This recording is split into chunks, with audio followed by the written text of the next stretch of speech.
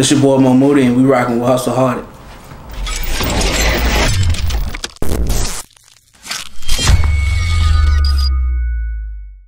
Alright, we're here with Mo Moody. I want to start off by asking you, how did you first get started rapping? Man, I first started rapping when I was in high school. It's probably, I was like in 11th grade, and I was just playing around with it in high school. My first song was, I was dealing with a little relationship thing with me and my first baby mama, and I made a song about a little breakup we had. And I did a song with my boy Mark the Champs, and then I released it, and then everybody in the whole school was fucking with it. Like, they feel my pain, they feel what I was going through and all that. That's the first song I ever recorded and I ever did. And that's when I really started, you know, just playing around with it. I won't really taking it serious like I start like 5 years ago, but it was alright, you know what I'm saying. That's when I first really started. So this was back like in 2010, 2009. Okay. So where are you from? I'm from Lancaster, Virginia. Okay. So how was it for you growing up? Where you from? It was alright. You know what I'm saying? It was alright. My mom and dad, you know what I'm saying? I love them dearly. I had good parents, but my mom and dad had split up when I was 12 years old. So they kind of like fucked me up a little bit because I wasn't used to like seeing my mom and dad split up. I always seen them together. They was always together and whatnot. That kind of messed me up. And then after that, you know, I started getting in trouble and all that. And then I just was locked up from like 12 to goddamn 17 in and out of the system. Okay. So what did you get locked up for most of the time? Man, I was just wilding, man. Just fighting in school. Just fighting everybody. Like, I ain't give a fuck. Like, I was just so turned up. I ain't give a fuck because I felt like, you know, my mom and dad not together and my daddy was gone at the time. You know what I'm saying? I just didn't give a fuck, and my mind wasn't right. But, you know, as the years went by and I got older, I kind of see where my daddy was coming from. You know, what he went through and what mine went through. Now I'm older, because I'm kind of going through it now with my kids' mamas. You feel me? So it was fucked up, but it won't fucked up, because now I'm older and I understand what's going on. Yeah. You don't really understand what's going on with your child. Nah, you really don't. You just thinking you want your mom and dad to be together. Right, exactly. And it's kind of, you know, fucked up because, you know, I'm going through with my kids' mamas now, and I know all my kids want me to be with their mama, but right now we can't do that. You know what I'm saying? Oh, I know. You know what I'm saying? So that's how it was. But I love my mom and dad dearly. You know, my daddy got remarried, you know, to my stepmom. I love her dearly too. But at first that shit was bad. I mean, that shit was bad. I didn't even like her at one point in time. But, you know, as I got older and I started to see a lot of shit, she's a real good, sweet lady. And I love all my mom, daddy, and my mom dearly. You know what I'm saying? But like I said, man, once my daddy had left my household, I was kind of looking for guidance because he was with my stepmom. I felt like he was paying more attention to her and my stepbrother and stepsister, but really kind of wasn't the case because him and my mom was just going through it. You know, I'm a child, so I don't really know what the fuck going on. So that's how it really was. Who was some of your favorite artists coming up?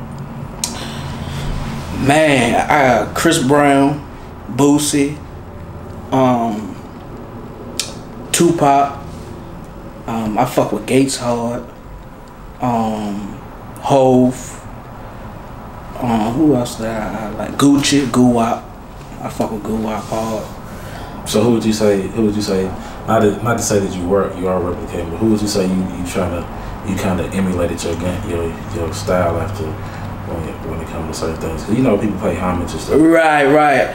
Man, for real, I can say I can say all in one. I say like Boosie, Chris Brown, and Gucci. Because I say all three of them because I have a different, like my style and me as an artist, I like singing, rapping. I can give you that real shit. I can give you that singing melodic shit, the pop and all that shit. I just can hit you different ways, and that's the gift of an artist that I have that a lot of people don't have. But definitely, like I said, Boosie, Chris Brown, and Gucci, like they really was a big influence. Okay. So, how did you become affiliated with Cain Muzik? Man, look, this what happened, bro. I had a boy. My boy, Hollywood Pompey. A cool dude, man. Shout out to Hollywood Pompey. He sent Mista my music, you know what I'm saying, and apparently Mista was fucking with it. So then Hollywood Pompey hit me back, told me, you know what I'm saying, Mista wanna holler at me and shit. So I took a flight from VA one day, went all the way to New Orleans, then we went to Baton Rouge, and then I met up with Mista at his studio. He had a studio out there, and then me and him sat down, man. He was just running, giving me game. He was talking to me, giving me the school of the game. Like, that nigga was speaking some real shit. And then the main thing about Mista, his energy is everything. Like, that cat is like one of the realest niggas I met in the industry. You know what I'm saying? And we sat down, he listened to my music. That nigga was fucking with my shit hard. And then that was it after that. You know what I'm saying? I love that nigga to death, man. That nigga, I met a lot of people in the industry, and he really opened the doors for me. Yeah. So I respect that man for that, you know what I'm saying? So that's how it was. So going into that, what's some of the best advice you ever got from Mista? Man, Mista just told me, don't let the people dictate what you want to do. You know what I'm saying? If I want to sing, rap, do whatever I want to do the shit. You know, he told me don't listen to what nobody say. Don't do none of that. You know, he said you gotta want me to keep working. Always keep working, stay humble. Everything will come together. But that's basically the main things he was saying. He was saying everything will come together, but never let nobody dictate what you want to do. And whatever. And he always telling me to keep working, and everything will always come together. He also, told me to watch out, for the snakes. A lot of snakes in the industry too. He told me to watch out for them. So yeah, that's basically the main advices he gave me. Okay. So what's your relationship with some of the other members of Cain Muzik? I guess it's cordial. You know what I'm saying? I really be dealing with Mista most of the time. I don't be dealing with everybody else. You know what I'm saying? I just got, business with him. So I don't really I don't say I don't fuck with nobody from Cain Muzik. You know what I'm saying? Me and Mista got our own thing going on. Yeah. But, I respect everybody, from in Cain Muzik, the whole circle. You know what I mean? But really, I just deal with Mista. I don't be dealing with nobody else like that. But, shout out to everybody else from Cain Muzik, but I'm just speaking facts, you know what I mean? So I said, a lot of artists been getting jammed up, getting in trouble off of music videos, and, there be guns, drugs, all this other stuff in the vicinity, and, they get jammed up off of that. It may not necessarily be theirs, but they get jammed up over that. So, do you think artists should be more aware of who they bring around them? Hell yeah, man. Hell yeah, man. Do you know how many artists that got hemmed up just by niggas being around, and the main artist didn't have nothing to do with it? Mm-hmm. You know what I'm saying? And I think that's the main thing with a lot of artists getting these jams and shit. It's not, I don't necessarily think it's the artists, the niggas around them that fuck everything up. So I think niggas definitely need to, watch who they bring around and all that shit, because that can fuck your whole shit up. You know what I'm saying? Definitely. The guns and all that shit, man, it's alright, but me personally, I don't like flashing guns on the internet and all that shit. Cause you know, the way I was brought up, the way my OGs, you know, always told me, you know, we don't show no guns on, and we don't show none of the things to give police any information, to, you know, to fuck your shit up. Cause you basically telling on yourself when you doing all that shit. Yeah. You fashion guns, money, and all that shit, motherfucker. You basically dry ratting on yourself. I think a lot of people don't understand that. But a lot of niggas don't understand that though. But I do. Fuck that. So, what's the inspiration behind your last project? Man, my inspiration, man,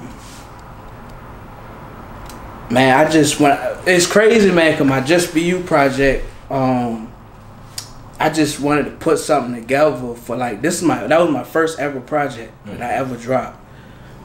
And I wanted to let the world know what type of artist I am. You got me got pop music, you got that gutter rap shit, you got that R&B, you got damn near every genre in that Just Be You tape.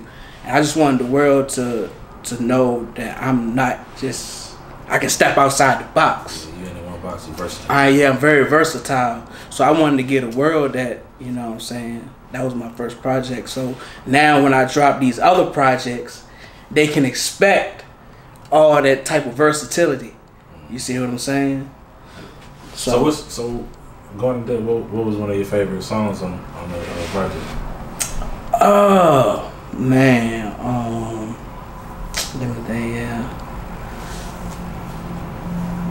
man, I gotta go with Nasty with me and Slim Trudy. That shit going crazy right now.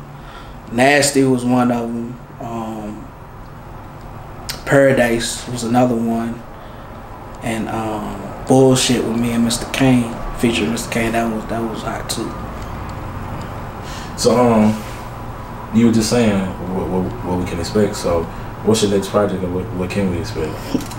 Man, that Big Business tape coming out soon. Okay. Me and Big Dog, me and Cain got a whole project about to drop soon. So y'all be on the lookout for that. And man, I got like 3 projects done, bro. You know, I'm just, you know, waiting on the right time to like actually, you know, drop them jumps. But my next project gonna be me and Big Cain. Okay. We got that Big Business coming out. So take us in the process when you create. I mean, the process of when you creating these projects, and what goes into when you putting in studio time, what goes into you writing, what goes into all that. When you thinking about making a whole project? Man, me personally, I got a little formula that I got. You know what I'm saying? When it comes to the projects, you know, you gotta have something for the females.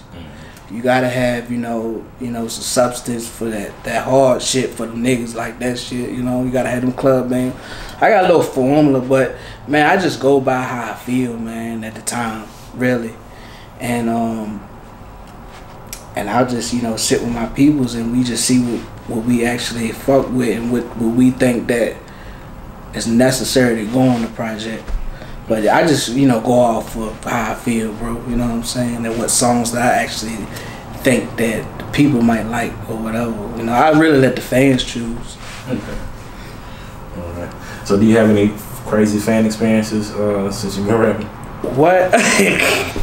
Man, yeah, man. Them females, man, on the nigga. On female, man. I have so many, man. I be having so many women in my DM, man. It don't make any sense. Like, man, I had one girl, man. Man, I was in New Orleans, man, one day, and I was, you know, I was at this little, I was at the mall, and this girl knew who I was, and she was in the car, and I was walking out the mall, and she seen me, and she was like, Mo Moody, Mo Moody.